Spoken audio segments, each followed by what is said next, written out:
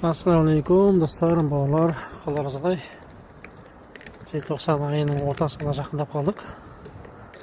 Міне, су әдемі болып тұр, керемет болып. Әзірше ауа райы бізде +2. Міне, тағы да рыбалка. Сезон жабатын уақыт жақындады. Көрейік, балық бар ма екен. Кестерінде болса алдында мына мен аулаған болатын. Заказ беріп, маған да түседі. Осыны алып кішкене модификация жасап алдық. Бірінші забростан түсті. Бірақ кішкентайлау екен, жүріп қою керек.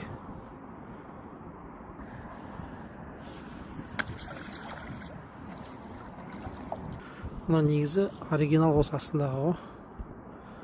Сосын осындай ортасына мынаны қосып, үстіне мынаны қосып, мынау жалғап бірнеше мандоланы осындай түрін шығардық.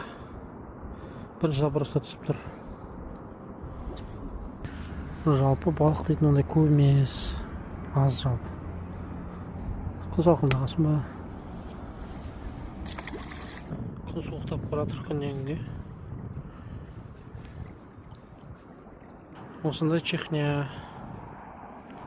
Нормально көлем. Көтеруге болады. Сонымен достар, шамамен 2 сағаттай отырдық. Ұстаған балығымыз осы. Көрсетіп жіберейін. Міне. 5 штук судак, 2 штук чехня.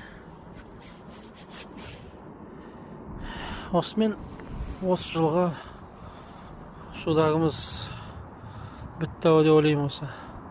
Достар, мен арнамнан ажырамаңыздар, YouTube арнама тіркеліп қойыңыздар. Лайк басып бөлісіп отырыңыздар.